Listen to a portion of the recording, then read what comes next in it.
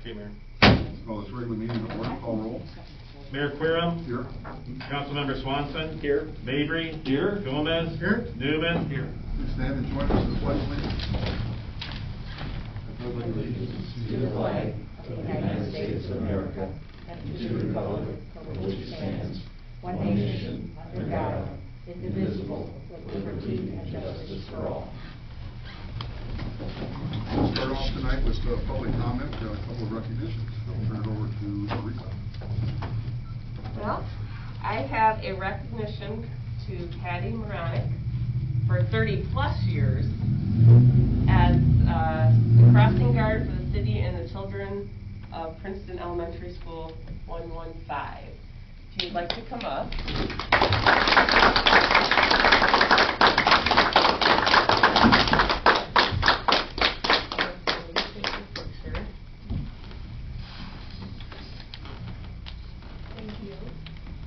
Would you like to take our masks off? Sure. Well, you know what year it was. Yeah, true. Do you want one to tell? Yeah. Thank you. Thank you. Yeah, do you want to say anything? Maybe Patty has a couple words to say. Yep. Yeah. It's been a pleasure to do it for 30 years, but with this disease and my leg problem, I need to give it up. And due to my 2 doctors and my 5 other doctors, but 30 years is a long time. I started right after my husband died. He died October '88, and I started for a few months later, and I became full-time crossing guard. I'm going to miss my kids, I'm going to miss the parents, and I'm going to miss the dogs. And it's going to be hard to give it up. But the doctors thought with this disease, I need to, give it up because I'm very high receptible. That I've had good bosses, good, police officers. I think we got some of the best police officers in the state, because when I needed help, they were always down at my corner to help. And police chiefs, I can't say enough. But I'm going to miss my job, I'm going to miss my corner, and I'm going to miss seeing all these truckers and you guys. So thank you very much for letting me do it for 30-some years. Thank you. Patty, how many kids do you think you crossed over your career? I don't know. I've gone from the kids to their kids to their kids. I've gone 3 generations. Thank you. Thank you. Good job.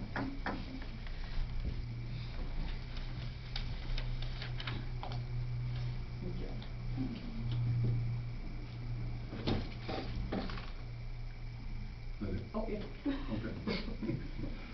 So we have any public comment tonight before we get started? If I may just say thank you to all you guys for this past week. It's been crazy. I know every one of you have gone above and beyond to help the city, and I've heard it from everybody around, so kudos to you guys. Thank you. Any other public comment? Okay, we'll go to the approval of minutes to Commissioner Newman. Move that we approve the minutes from our regular council meeting on Monday, August 3rd, 2020. Second. Motion's been second. Comments? Call roll. Councilmember Swanson. Aye. Mabry. Aye. Gomez. Aye. Newman. Aye. Mayor Querom. Aye. We'll go to approval of invoices to City Clerk Nelson. In the Department of Accounts and Finances, we have invoices totaling $61,988.69. In the Department of Streets and Public Improvements, we have invoices totaling $125,051.03. In the Department of Public Safety, we have invoices totaling $191,916.65. And in the Department of Public Property and Utilities, we have invoices totaling $980,608.72. Mayor, all council members present have confirmed their reviews of all invoices and now are submitted for disposition. I move that we approve the invoices as presented. Second. Motion's been second. Comments? Call roll. Councilmember Swanson. Aye. Mabry. Aye. Gomez. Aye. Newman. Aye. Mayor Querom. Aye. Now we'll go to regular business and City Clerk Nelson. Next on the agenda is ordinance O-20-009. This is the second and final reading for an ordinance annexing real estate to the city of Princeton. Mayor, all council members have reviewed this ordinance and it is submitted for disposition. I move that we approve ordinance 0-20-009. Second. Motion has been second. Comments? Call roll. Councilmember Swanson. Aye. Mabry. Aye. Gomez. Aye. Newman. Aye. Mayor Querem. Aye. Welcome to Princeton. Teresa's not- Thank you. Next on the agenda is ordinance O-20-010. This is the second and final reading for an ordinance that is establishing a franchise agreement with Nicor Gas. Mayor, all council members have reviewed this ordinance and it is submitted for disposition. I move that we approve ordinance O-20-010. Second. Motion's been second. Comments? Call roll. Councilmember Swanson. Aye. Mabry. Aye. Gomez. Aye. Newman. Aye. Mayor Querem. Aye. Next on the agenda is ordinance O-20-011. This is an ordinance amending the city personnel manual by adding a credit card use policy. This is the first reading. So Mayor, all council members have reviewed this ordinance and it is submitted for disposition. I move that we advance ordinance O-20-011 to the second reading. Second. Motion's been second. I'll turn it over to Teresa. This is more of a paperwork issue here, but this was basically a finding from in the last year's audit. So we want to make sure we get this wrapped up before the next one results come out. So this will go into the back of the personnel manual as AP004, and it'll be just tacked on at the back of it. So basically all it's doing is filling out an acknowledgement as you have a credit card in your possession, handle it with care, ethic, all of that. And then as a component of that, we have to have an acknowledgement form, which you see on the third page of it. So each employee who has a credit card in their possession will need to sign this, and we'll have this in their personal folder. So that's all that is. Any comments? Motion has been second. Call roll. Councilmember Swanson. Aye. Mabry. Aye. Gomez. Aye. Newman. Aye. Mayor Querem. Aye. Next on the agenda is ordinance O-20-012.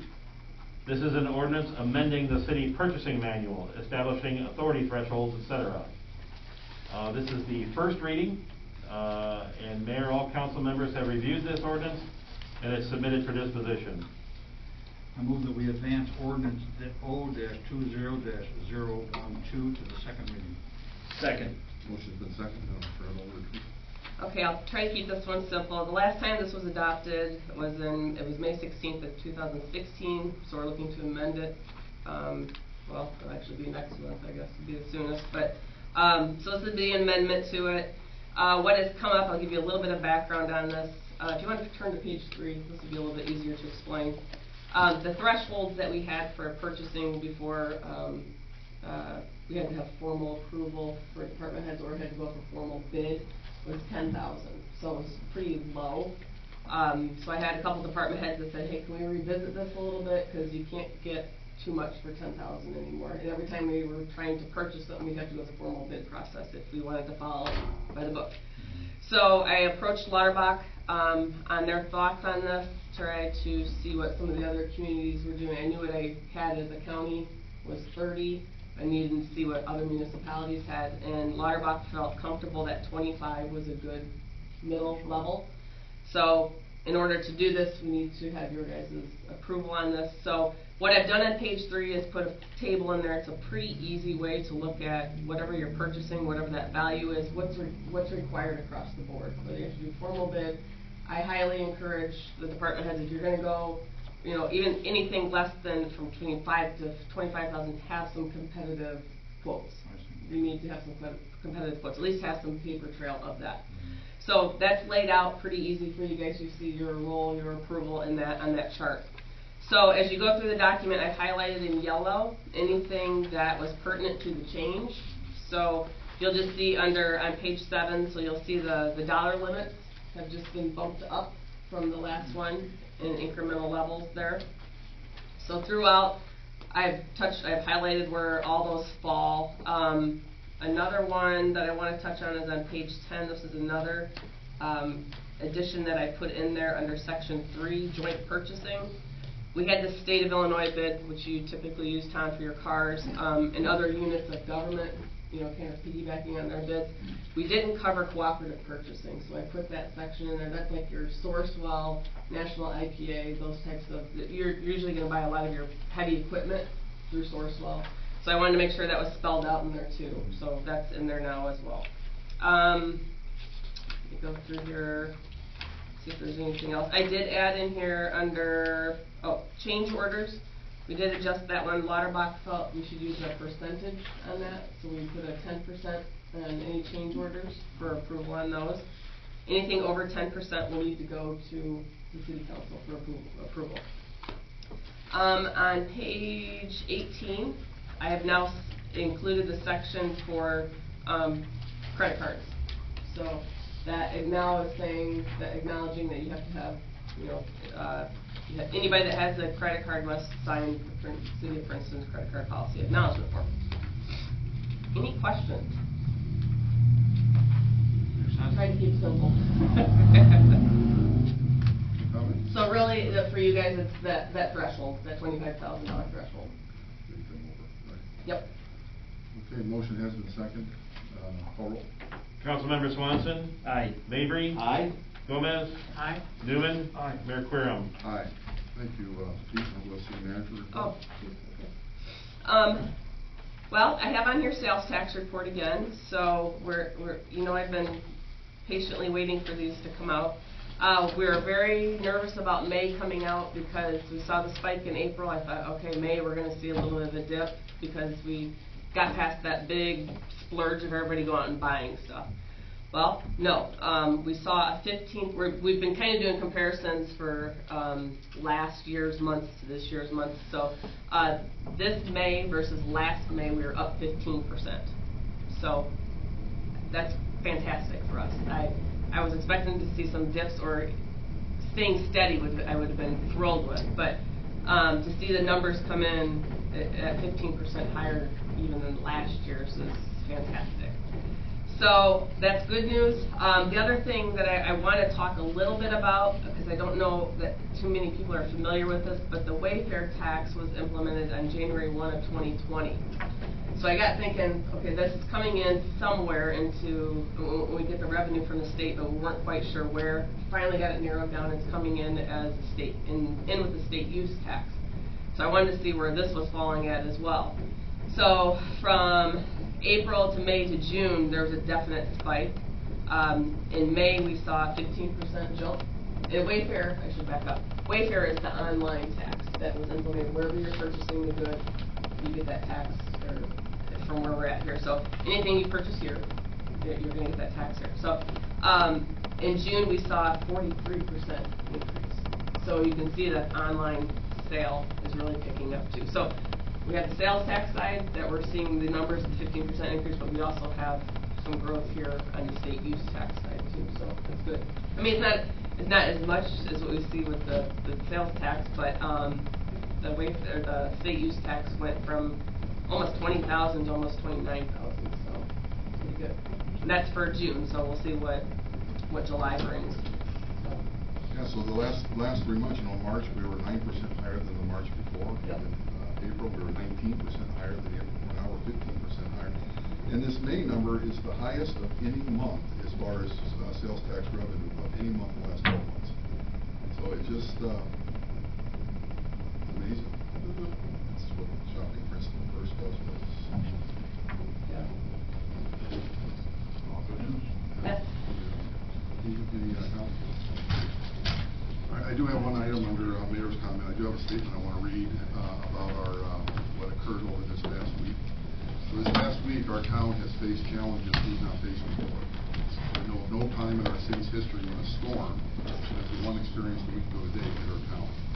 Thankfully, the storm did not destroy homes or structures on a wide scale, but what it did do to our treescape is stunning, and what those damaged trees did to our electric infrastructure was nothing short of devastating. Immediately following the storm, 4,035 Princeton electric customers lost power due to down power lines. Our distribution capacity was severely affected. Running our generators would have done nothing for us because the lines to distribute power were severely compromised. All of our department heads stepped up immediately as a team to set a plan to get an unexpected job done for our community. They didn't care whose job description said what, they just stepped up out of the commitment and dedication. Everyone pitched in. Lines could not be repaired until trees were removed. Our team coordinated a plan of action, and by midnight Monday, customers without power had dropped to 3,244. By noon on Tuesday, that number had dropped to 1,672, and by midnight Tuesday, 563. This result was strictly by the work of our city departments, primarily our electric department. We had sought mutual aid from other communities on Monday afternoon and again on Tuesday, but this was a statewide storm and there was no mutual aid readily available. Every city was on their own.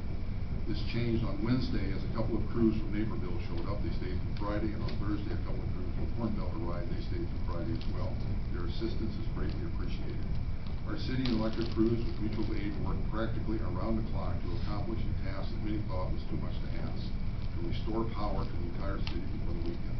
By 10 p.m. Friday night, the task was complete. This is just an amazing job by a bunch of dedicated city employees who know their job and love their community. I've heard from some people that our employees are just doing their job. While that's true, it's much more than that. Working in the overnight hours with electrical service in the dark with artificial light is dangerous work, especially when you're sleep deprived. Operating heavy equipment to remove trees and limbs in the dead of night is no less dangerous. Employees were away from their families. As they adjusted to a work schedule that kept them away from home more than they were at home for days on end. And many of them did so without having electricity at home themselves until Wednesday night. I want to acknowledge Teresa Wittenauer, our city manager. She has been nothing less than outstanding in her management of this emergency situation. She has been top of all issues, many of which popped up unexpectedly. And it's not just the aftermath of the storm she's dealing with. While this goes on, the city continued to operate. Garbage and recycling continue to be picked up on their regular schedules. All issues that came up with water and sewer continue to be addressed. Teresa managed the city exactly the way a city needs to be managed during a crisis week such as we have all experienced. And with us not having been through such a storm before, that's saying something. I want to thank those who volunteered, many without asking, in helping neighbors and strangers clean up their yards and public areas. Even people who do not live in Princeton were in town helping out where needed. This occurred all over town. A large group from the Covenant Church spent a couple of days at Oakland Cemetery moving down tree limbs. A group from Young Life helped out on Park Avenue West. Police officers and employees from water, wastewater, and our fire department spent days helping with tree cleanup. And then there are those businesses who donated lunches, dinners, and drinks and treats. Sullivan's, Ace Distribution, Chamberlain & Associates, Pisano's Pizza, Flags of Freedom. The city thanks you for all you contributed. The city also wants to thank Bob and Pam Broom, Roger and Linda McCabe, Bob and Marcia Hudson for their donations, and to all the residents who were so kind to send coolers of water and Gatorade out for the workers while they restored power and cleaned up in their neighborhoods. If I missed anyone, it's not intentional. We appreciate everyone's thoughtfulness and generosity. The outpouring of help and assistance this past week defines what a true community is, and it's what makes Princeton so special. So thank you, everyone. I also like to remind everybody, I know there's a lot of people that, city crews have already been by, picked up the brush, but there are people that still have trees and limbs in their backyards that need to be cut up. When that's all cut up, take it out to the curb. We'll be picking up brush and tree limbs and so on probably for the next 2, maybe possibly 3 weeks. So don't think that because we've already gone by, you're out of luck. Get it done, cut up and everything, get it out to the curb, and we will get it. That's all I have. Any old business tonight? Any new business? Any public comment? I'll entertain a motion to adjourn and reconvene. We adjourn our regular meeting this evening and reconvene for our next meeting on Tuesday, September 8th, 2020. Any changes in meeting format and location other than attended at City Hall will be announced in advance. Second. Motion for the second, call roll. Councilmember Swanson. Aye. Mabry. Aye. Gomez. Aye. Newman. Aye. Mayor Querem. Aye. This meeting is adjourned, and thank you all for attending. Good job on the remarks. Thanks.